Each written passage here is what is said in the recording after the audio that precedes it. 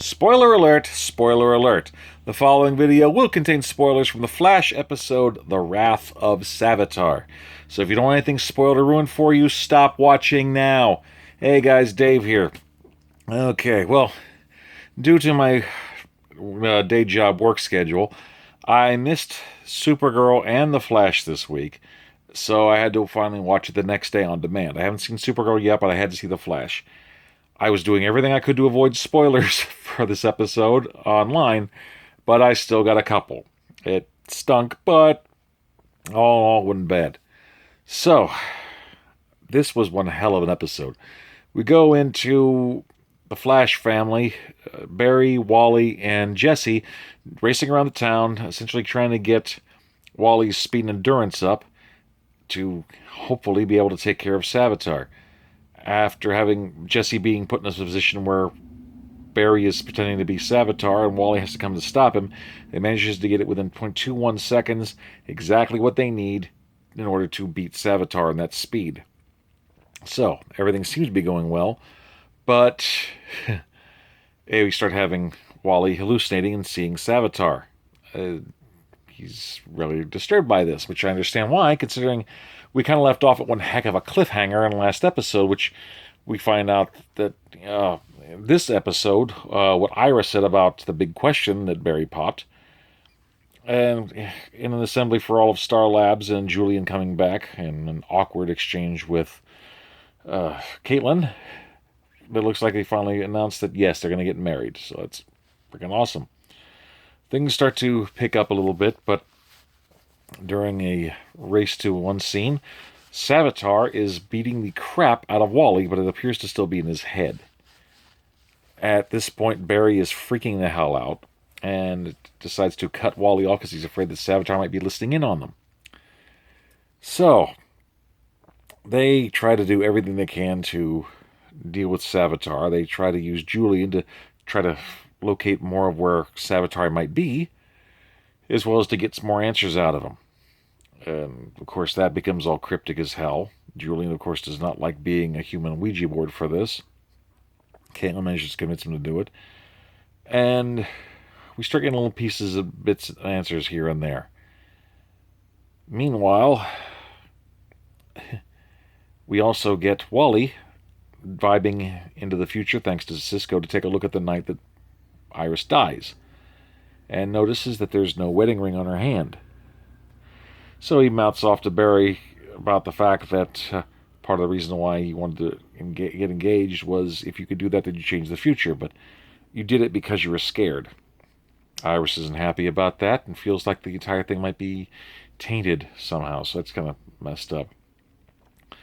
Jesse's trying to console Wally, and they're doing everything they can, but they're trying to get more bits and pieces about this mysterious Savitar. He says that he's going to be the one essentially creating himself. So, could it be Cisco? Could it be Wally? We're not entirely sure, but it's one hell of a thing to keep an eye out for. And so far, my videos about the potential identity of Savitar's identity being revealed on IMDb, some of my biggest ever. So to all my fans out there, thank you for checking that out. So, while this is going on, we find out also about who was supposed to be betraying who. And it was Caitlin. She had a piece of the Philosopher's Stone because she thought she could use it to get rid of her powers. Of course, this doesn't sit well with the rest of the team, especially Julian. And the cult of Savitar starts showing up again, but now they even know about Barry getting ready to marry Iris, and it's not good.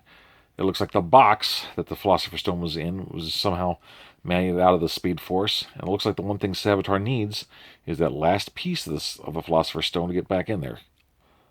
Well, poor Wally gets manipulated with another vision of his mother this time, once again a Savitar vision, and wants to do everything he can to keep Savitar from getting out, which means getting a hold of the last remnant of the stone, running fast enough to create a portal, throwing it into the Speed Force. Of course, by this point, Team Flash is starting to realize that Savitar is in the Speed Force. Maybe the only reason he can't get out is because he doesn't have the entire stone. While he takes the stone, gets another barrage of visions from Savitar, berating him, belittling him, and pretty much stoking on his ego, to where he starts racing around, building up enough speed to throw the stone into a portal. Unfortunately, at that point, he gets sucked into the portal himself, just in time for Barry to get there and see what looks like the Speed Force disintegrating him, tearing him apart into the portal, and Savitar crawling his way out. Savitar then has a major fight with Barry. He manages to stick him with a Speed Force shard into his arm. Barry manages to do a reverse flash, high-speed crack to break it off, and our favorite Decepticon gloats, saying, "I would love to kill you, but you have more time to suffer yet." So we know that's coming. So there's a piece of Wally's costume that's left. Barry gets back to Star Labs, gets the shard taken out of him without anesthesia. Joe is heartbroken, holding on to this piece. He's not really mad at Barry, but he's upset that he lost his son, and he wants to get him back by all costs. And Iris has now taken off the wedding ring. So she feels like, because this is all done by fear, it's tainted.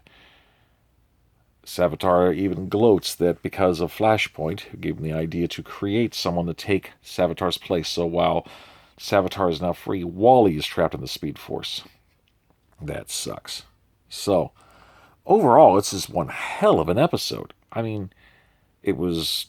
Okay, I know this is going to be redundant for a Flash episode, but it was fast-paced. I mean, I had to put the Jay Garrick helmet on for my seal of approval. This was one of the better episodes this season. I mean, I may roast the hell out of Monster and a couple other things. This was a damn good episode, in my humble opinion. I mean, it's starting to pick up. It's getting good. And we have a few more episodes left this season, so we don't know what's going to happen. I mean, next week we got Into the Speed Force. That's going to be something. And in 2 weeks, we've got the musical crossover between Flash and Supergirl. And I've seen the synopsis of it. I still kind of want to see it, but I still feel like it's going to be a cop-out. We'll just have to see what happens. But, yeah, overall, I mean, this was an intense, fast-paced, very dramatic episode. And poor Jessie, I mean, she came to Earth 1 because she wanted to be with Wally, and now Wally's gone. No one saw this coming, and it's just absolutely frightening. So, the poor girl's heartbroken. She does look good in scarves, though, so, you know, Violet, very good on you there. So, the team feels like it's starting to splinter apart. People are mad at Caitlin because of holding on to the Philosopher's Stone. Julian's starting to be fractured there because he doesn't like being used as a human Ouija board to be Savitar's soundboard. Wally kept things to himself. Now he's gone. It's really intense. I mean, this was one of the better episodes this season. I can see why people were getting hyped about it. There's going to be a lot of people tearing this thing apart and seeing what's going to happen. And Barry wanted to see his face. He wanted to see Savitar's face and rip that thing off, but he couldn't. So, who is Savitar? I have my thoughts, but we'll have to see. Overall, damn good episode. I mean, I wasn't planning on wearing the Jay Garrick helmet, but I had to do it for the Jay Garrick seal of approval for this episode. It was that good. So, what did you guys think? Please like, comment, subscribe, share, pass this bad boy around. And I know there's no episode of Arrow this week. That kind of stinks. So, no Arrow roast, but we'll see what I can do to keep things fun here until things resume next week. Till next time, Dave signing off. Peace.